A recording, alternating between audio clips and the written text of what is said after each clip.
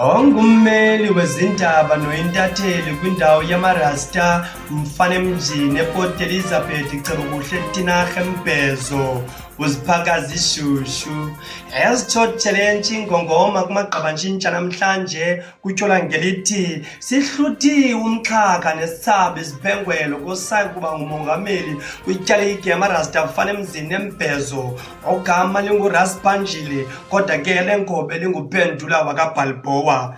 Uxele esithi ongumkhulu wakhe nongumongameli kwityalike yamarasta Mfanemzini eMbezo uMakhado wakaBalboa aka Ras Makhado. Uxele wathi baliqulunqe baligangatha bafikelele esigqibeni sosixuthi isiphengwelo nomsiko uPanjili kwityalike zamarasta ngenxa yezenzo zakhe ezithe zasulungeka zafika zabukeka kwirasta Mfanemzini iphela. Kuthethwa ubheka phaa kususela ngoku uPanjili akasayi kuphinda benento kwenza nokuthetha kwindibaniswano nezinto eziqulunqwa ngamarasta Mfanemzini ephela. Kodwa ke ide yafikelela imini yomgwebo ikhona icitshelelo levidiyo kumakhasi ethu onxibelelwano apho kuboniswa khona sihluthwa isiphengwe.